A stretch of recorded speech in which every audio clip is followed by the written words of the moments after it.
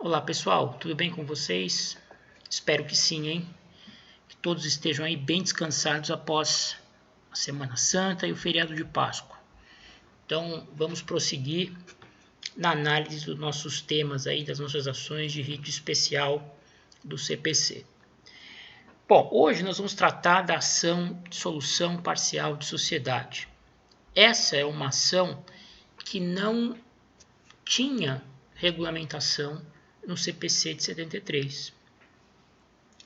Até a entrada em vigor do CPC atual, as ações de dissolução parcial de sociedade tramitavam seguindo disposições do CPC de 39, do CPC que antecedeu ao de 73, por força do disposto no artigo 1218, inciso 7, do CPC de 73.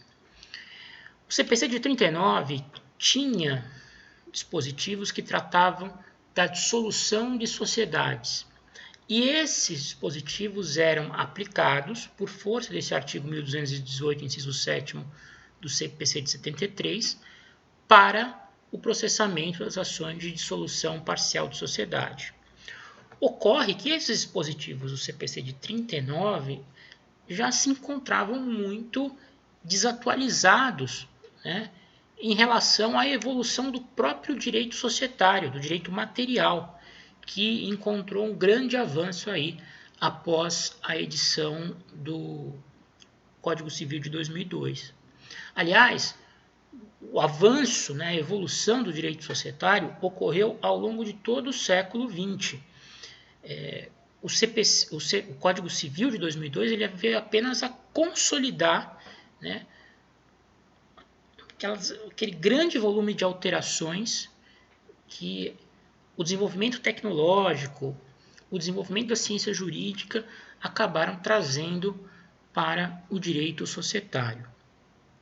Bem, a ação de dissolução parcial de sociedade tem dois objetivos.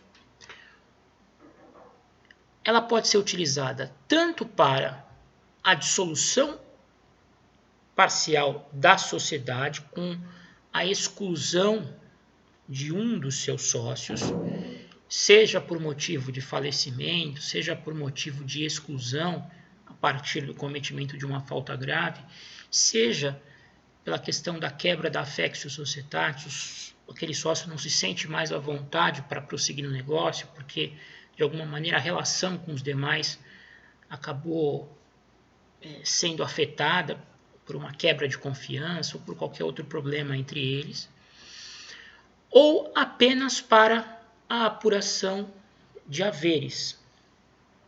Toda vez que um sócio se retira da sociedade por qualquer motivo, ele tem o direito de receber a parte dele, entre aspas, no negócio. Então, a ação ela tem por objetivo promover a dissolução parcial da sociedade com a exclusão de um dos sócios e ou a apuração de haveres. Às vezes, o objetivo da ação vai ser apenas apurar os haveres do sócio excluído. Por exemplo, nos casos de falecimento do sócio, com o contrato social não permitindo a sucessão por parte dos herdeiros. Nesse caso, a morte já operou em si a dissolução parcial da sociedade. Não é necessário uma sentença que declare essa situação. Mas é necessário, nesses casos, que se apurem os haveres que esse sócio falecido teria direito a receber, para que esses haveres sejam depois partilhados entre seus herdeiros. Outro exemplo em que a ação se destinará apenas à apuração de haveres. O sócio insatisfeito, que não deseja mais continuar na sociedade, chega a um consenso com os demais quanto à sua retirada da sociedade. Eles não conseguem se acertar em relação aos haveres, aquilo que o sócio que se retirou tem direito de receber, mas eles estão concordes em relação à própria dissolução parcial da sociedade com a exclusão daquele sócio. Então, nesses casos, a ação vai ter por objeto exclusivamente a apuração de haveres. Na maior parte das vezes, no entanto, vocês vão se deparar com ações de dissolução parcial de sociedade em que se pretende, além da dissolução em si para aquela pessoa que se retira, a apuração de haveres. Vão existir pedidos cumulados de dissolução e apuração de haveres. Bem, a gente precisa, antes de avançar no exame das disposições de caráter processual,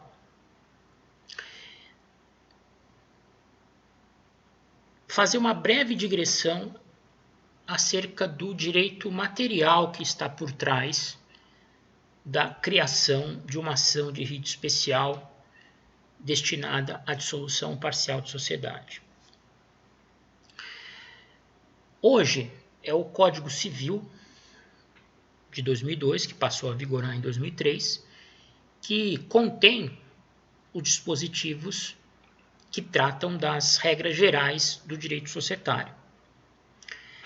Até a entrada em vigor do Código de 2002, vigorava o chamado Código Comercial, que era de meados do século XIX, mais precisamente de 1850.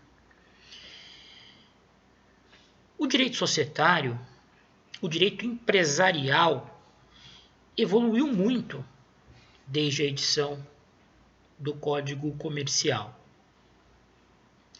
Ao longo do século XX, houve um verdadeiro boom da entidade empresa. A empresa passou a ser, na maior parte das sociedades, o principal motor do capitalismo. A empresa é responsável por grande parte da circulação das riquezas e por grande parte dos empregos disponíveis aos cidadãos de modo geral. Em princípio, no direito comercial mais primitivo, no direito societário mais primitivo, a vontade de um dos sócios de não mais participar de determinada sociedade implicava a dissolução completa da própria sociedade e, por conseguinte, da empresa. Com a evolução da atividade empresarial e a percepção de que a atividade empresarial ocupava um grande papel dentro da própria atividade econômica, chegou-se à conclusão óbvia de que a empresa deveria ser preservada o quanto possível. Porque, vejam, se a empresa gerava riquezas, promovia a circulação dessas riquezas e gerava empregos, mantinha as pessoas ocupadas e com dinheiro para consumir os produtos por elas produzidos, essa empresa tinha que ser, de todas as maneiras, preservada, sob pena de comprometimento da atividade econômica. Então, passou-se a entender que o desejo de um dos sócios em se retirar da sociedade, ou mesmo quando um dos sócios cometesse alguma falta grave que o sujeitasse à própria exclusão involuntária da sociedade, ou naqueles casos em que um dos sócios morre a empresa não poderia se desfazer pura e simplesmente, né? Era preciso criar um mecanismo de proteção da empresa, da sociedade, para que a economia não fosse afetada. Então, partindo da premissa de que existe um interesse social na preservação da sociedade empresarial, mostrou-se necessário a criação de um regime para que essa extinção parcial do vínculo de um dos sócios com a sociedade pudesse ser feita sem que isso gerasse maiores consequências para a continuidade da atividade da pessoa jurídica. Então, por exemplo, uma sociedade composta de 3 sócios, um deles está insatisfeito com o rumo da condução dos negócios pelos outros 2. Há uma relação conturbada de desconfiança, de falta de credibilidade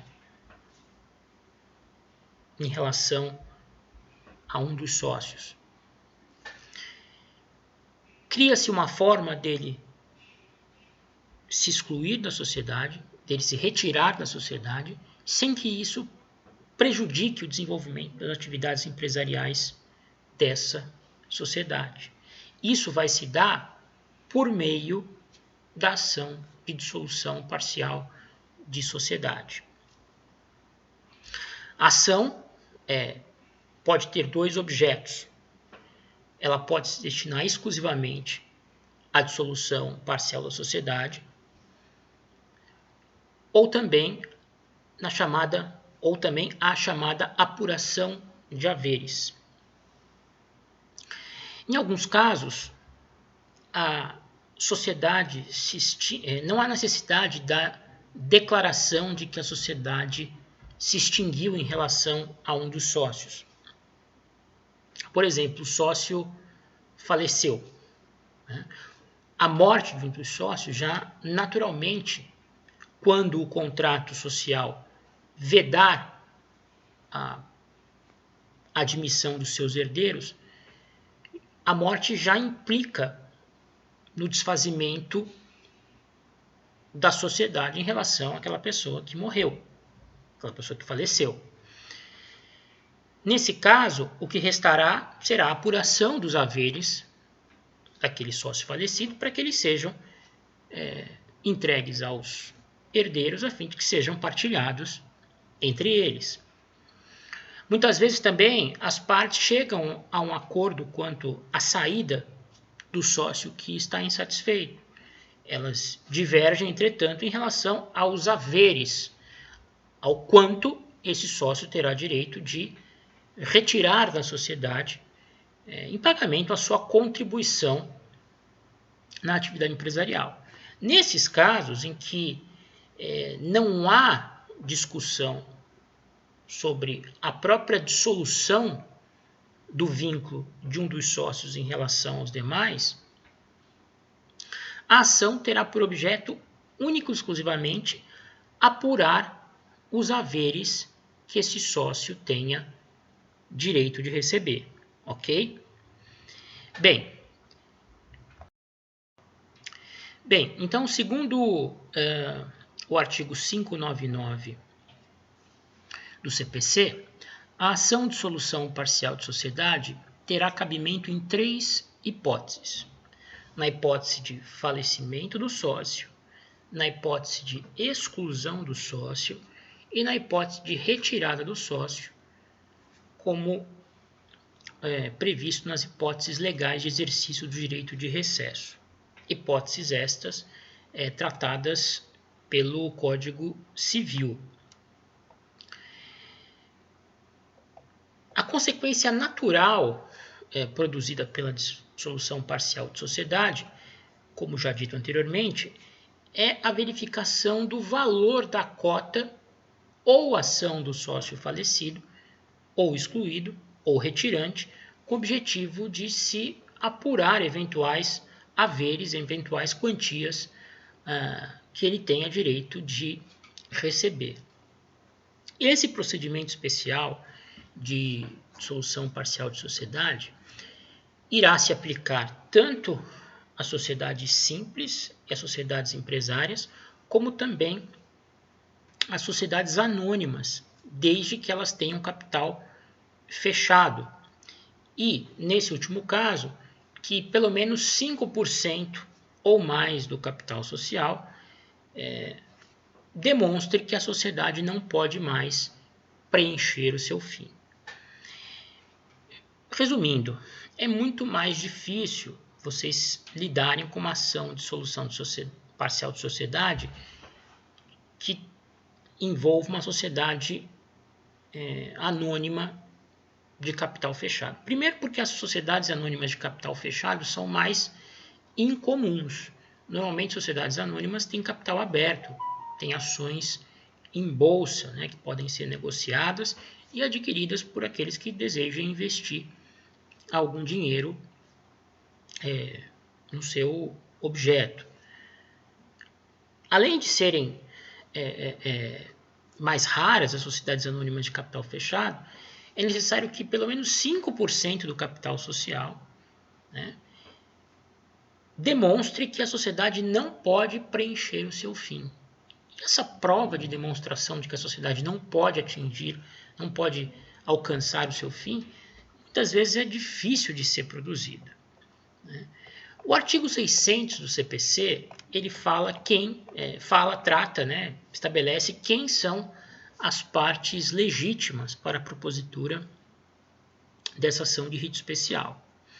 São, digamos, 7 aqueles que podem propor, né, a ação de dissolução parcial da sociedade. O espólio do sócio falecido, quando seus sucessores não ingressarem na sociedade, os sucessores após incluída a partilha, a sociedade, quando os sócios sobreviventes não admitirem, em razão de disposição do contrato social, o ingresso dos sucessores do falecido no capital social. Essas três primeiras regras de legitimação ativa, percebam, estão relacionadas à hipótese de dissolução parcial da sociedade motivada pelo falecimento de um dos sócios, né? Falecido um dos sócios, nós temos duas possibilidades.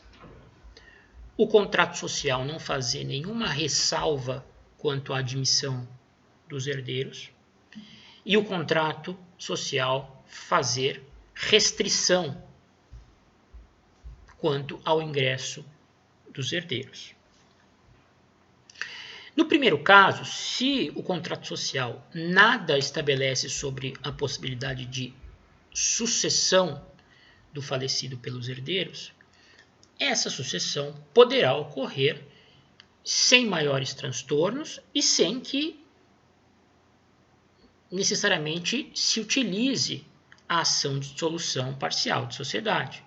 Se os outros sócios sobreviventes concordarem com o ingresso dos herdeiros do falecido e os herdeiros do falecido se sentirem confortáveis para ingressar na sociedade anteriormente ocupada, firmada pelo pai, não haverá problema nenhum. Muitas vezes o que acontece são os sucessores não terem interesse em assumir a posição do falecido na sociedade, muitas vezes porque já tem outra atividade profissional, de repente a sociedade não se mostra tão lucrativa do ponto de vista econômico, às vezes os sucessores não têm afinidade com o objeto empresarial, enfim, querem fazer outra coisa da vida. Nesses casos, será necessário a dissolução parcial da sociedade. Às vezes, a dissolução parcial da sociedade, nesses casos, ela pode ser obtida extrajudicialmente. As partes chegam a um acordo em relação à dissolução em si e aos haveres que o espólio terá direito em virtude da retirada, da exclusão do sócio falecido. Se houver acordo quanto à dissolução, à exclusão dos herdeiros e ao pagamento da cota do falecido, não vai haver, evidentemente, ação judicial. O problema surge quando há um desejo dos herdeiros, dos outros sócios, ou de ambos, em excluir o vínculo societário em relação aos sucessores do falecido,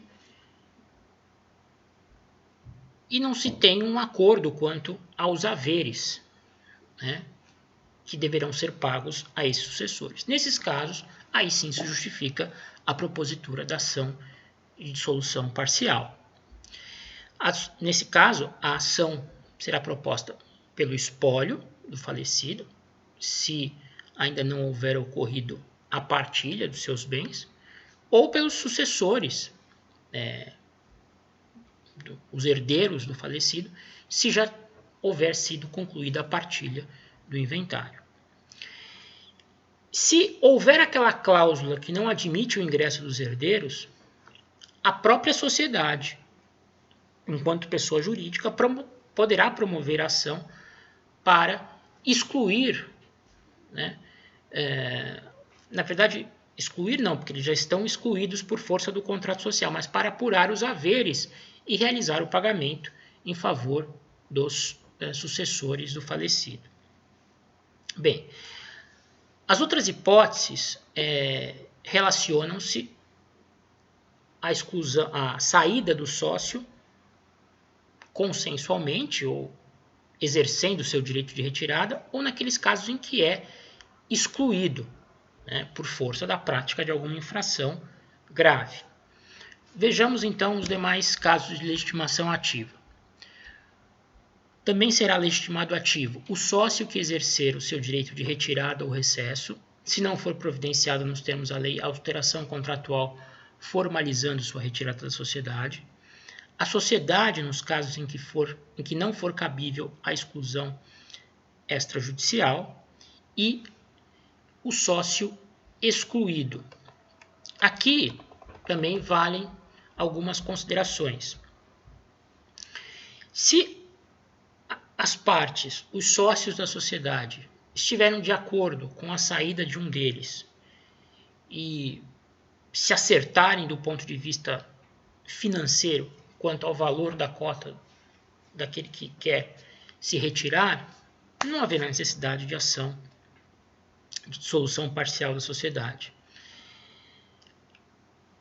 Se os demais sócios não aceitam a retirada, ou, aceitando a retirada, não concordam com o valor da cota devida a esse sócio retirante, aí aquele que se retirou terá direito de promover a ação de dissolução parcial de sociedade, a fim de que obtenha, né, primeiro, um provimento declaratório reconhecendo a sua exclusão, a sua saída, a sua retirada da sociedade, e também que reconheça os seus direitos patrimoniais gerados pela retirada, ou seja, que se apurem os seus haveres.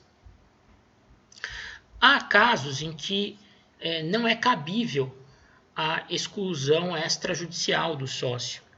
Então, nesse caso, a própria sociedade pode promover a ação visando excluir o sócio da sociedade, aquele sócio que venha apresentando algum problema, que eventualmente tenha praticado alguma infração legal, e ele vai ser excluído, digamos assim, a contragosto. Mas toda exclusão gera o direito do excluído receber os haveres a que tem direito. Uma última hipótese de legitimação ativa, que está no parágrafo único do artigo 600, fala do cônjuge ou companheiro do sócio cujo casamento, união estável ou convivência terminaram. Neste caso, o ex-companheiro, o ex-cônjuge, que tenha direito à meação relacionada à participação societária do sócio, poderá postular judicialmente a apuração dos haveres, que serão pagos à conta da participação do sócio na pessoa jurídica. Então, imaginamos a seguinte situação. São 3 sócios, um deles casado, em regime de comunhão total de bens. Esse sócio casado em regime de comunhão total de bens vem a se divorciar. Entre o patrimônio a ser repartido entre os cônjuges nesse caso, está a participação societária desse sócio na sociedade que ele mantém com os outros 2 sócios. A esposa, a ex-esposa aqui, e poderia ser uma ex-companheira, no caso de uma união estável, a despeito de não serem sócias diretas no negócio, elas têm direito aos benefícios gerados pela participação do ex-cônjuge ou companheiro na sociedade empresarial. A dissolução do matrimônio ou na união estável gera para essa ex-cônjuge ou ex-companheira o direito de receber a sua parte dentro da participação societária do ex-marido ou do ex-companheiro. Nesse caso, ela vai poder ingressar com uma ação judicial contra a sociedade e os sócios, pessoas físicas, destinada à apuração dos seus haveres, do que ela tem direito de receber da participação societária do ex-cônjuge ou ex-companheiro. Vai se apurar qual é o valor da parte dela e será, ao final, feito o pagamento que vai ser descontado da cota do sócio, ex-marido, ex-cônjuge do autor da ação. Ok? Então, é uma dissolução parcial que não se destina à consagração da exclusão do sócio, mas sim apenas à apuração dos haveres que a companheira ou companheiro, o cônjuge que se divorciou, tenha direito a receber por força do regime de bens do casamento. Ok? Bem, então no próximo vídeo nós continuamos aí a tratar das questões de legitimação, mas agora legitimação passiva. E também vamos falar de todo o procedimento.